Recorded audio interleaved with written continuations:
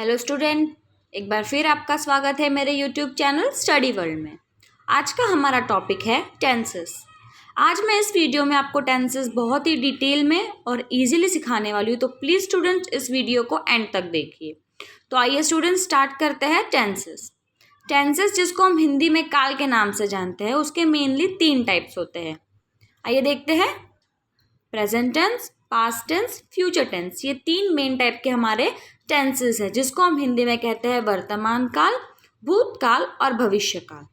वैसे ही अब मैं आपको बताने वाली हूँ स्टूडेंट्स कि अगर आपको कोई भी सेंटेंस दिया गया है तो आपको कैसे पता चलेगा कि वो कौन से टाइप का सेंटेंस है, कौन से टेंस का सेंटेंस है। तो आइए स्टूडेंट्स वो देखते हैं हम।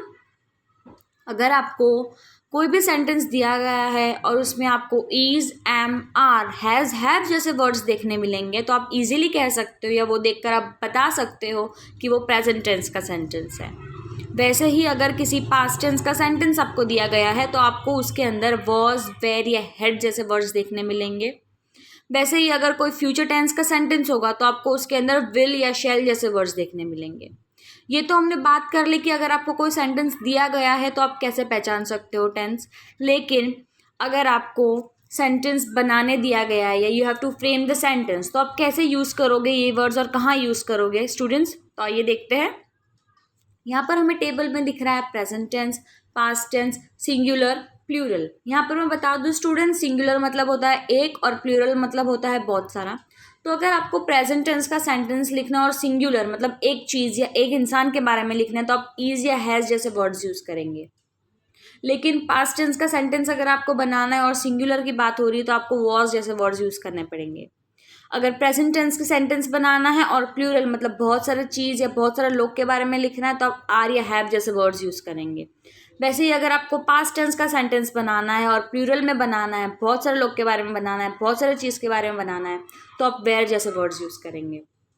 यहाँ तक तो हमने सब डिसाइड कर लिया, बात कर ली कि कौन से वर्ड्स कहाँ यूज़ करना है, सेंटेंस कैसे पहचाननी है। यहाँ पर हमें पता है कि टेंस 12 होते हैं इन टोटल, मतलब प्रेजेंट टेंस के 4 टाइप्स, पास्ट टेंस के 4 टाइप्स और फ्यूचर टेंस के 4 टाइप्स। तो आइए स्टूडेंट्स अब हम डिस्कस करेंगे हमारे 12 टेंसेस और उसके कुछ कीवर्ड्स। आइए स्टूडेंट्स स्टार्ट करते हैं।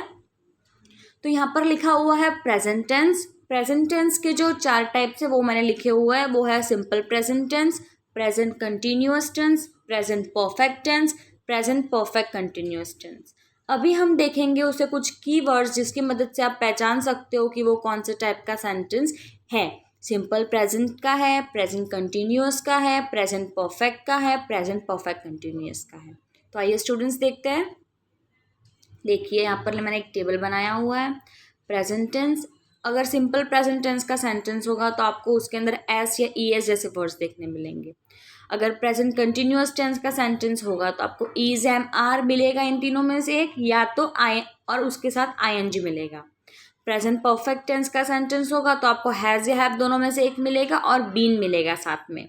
अगर प्रेजेंट परफेक्ट कंटिन्यूअस टेंस का सेंटेंस होगा तो आपको हैज़ या हैव प्लस बीन और आईएनजी मिलेगा। तो स्टूडेंट्स यहाँ तक तो हमने की प्रेजेंट टेंस की बात। तो अब हम बात करते हैं पास्ट टेंस की। पास्ट टेंस है, उसके जो मेन 4 टाइप्स है वो है simple past tense, past continuous tense, past perfect tense, past perfect continuous tense. ये तो हमने उसकी टाइप्स की बात की। तो आइए स्टूडेंट्स अब हम कीवर्ड्स की बात करते हैं। पास्ट टेंस, अगर हमें सिंपल पास्ट टेंस का सेंटेंस दिया होगा तो आपको ईडी जैसे वर्ड्स देखने मिलेंगे और उसके सेंटेंस का स्ट्रक्चर होगा subject plus verb plus object. फिर अगर पास्ट कंटिन्यूअस टेंस की बात करते हैं तो आपको सेंटेंस में देखने मिलेगा वॉज या वेयर और उसके साथ आईएनजी। उसके सेंटेंस का स्ट्रक्चर है सब्जेक्ट प्लस वॉज या were plus verb in I N G form plus object. अगर पास्ट परफेक्ट टेंस का सेंटेंस होगा तो आपको हेड वर्ड देखने मिलेगा। उसके सेंटेंस का स्ट्रक्चर होगा subject plus had plus past participle form of verb plus object. वैसे ही अगर पास्ट परफेक्ट कंटिन्यूअस टेंस का सेंटेंस होगा तो आपको had been plus ING word देखने मिलेगा सेंटेंस के अंदर और उसका सेंटेंस का स्ट्रक्चर होगा subject plus had been plus verb ING form plus object. यहाँ तक तो हमने पास्ट टेंस की बात कर ली। तो अब हम बात करते हैं फ्यूचर टेंस के टाइप्स की और उसके कुछ कीवर्ड्स की। आइए स्टूडेंट्स, फ्यूचर टेंस के जो 4 टाइप्स है वो है simple future tense, future perfect tense, future continuous tense, future perfect continuous tense. यहाँ पर मैंने नोट किया है कि बहुत सारे स्टूडेंट्स को विल और शैल वर्ड कहाँ यूज़ करना है उस पर डिफ़िकल्टी होती है। तो यहाँ पर मैंने आपकी ये भी डिफ़िकल्टी सॉल्व की है कि अगर फर्स्ट या सेकंड पर्सन की अगर आप बात कर रहे हो तो आपको शैल वर्ड यूज़ करना होगा। वैसे ही अगर आप थर्ड पर्सन की बात कर रहे हो तो आपको विल जैसे वर्ड यूज़ करना होगा। यहाँ पर मैं आपके लिए एक बार वापस रिपीट कर देती हूँ कि स्टूडेंट्स अगर फर्स्ट पर्सन या सेकंड पर्सन की आप बात कर रहे हो तो आपको शैल जैसा वर्ड यूज़ करना है। वैसे अगर आप थर्ड पर्सन की बात कर रहे हो तो आपको विल जैसे वर्ड यूज़ करना है।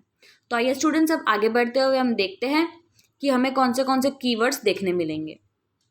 अगर सिंपल फ्यूचर टेंस होगा तो आपको विल जैसा वर्ड देखने मिलेगा। फ्यूचर कंटिन्यूअस टेंस होगा तो आपको will plus be plus ING word देखने मिलेंगे। उसके सेंटेंस का स्ट्रक्चर होगा will plus be plus present participle of verb ING. Future perfect tense का सेंटेंस होगा तो आपको विल प्लस हैव जैसे वर्ड सेंटेंस के अंदर देखने मिलेंगे। उसके सेंटेंस का स्ट्रक्चर होगा will plus have plus past participle of verb. वैसे ही अगर वो फ्यूचर परफेक्ट कंटिन्यूअस टेंस की बात कर रहे हैं हम तो will plus have plus been जैसे वर्ड्स आपको सेंटेंस पे देखने मिलेंगे। उसके सेंटेंस का स्ट्रक्चर होगा will plus have plus been plus past participle of verb ING. तो स्टूडेंट्स, यहाँ पर मैंने आपको कुछ कीवर्ड्स बताए जिसकी मदद से आप कौन से टाइप का सेंटेंस है, 12 टाइप्स के जो हमारे सेंटेंस हैं, टेंस हैं, वो आप पहचान सकते हो इजीली कुछ कीवर्ड्स की मदद से।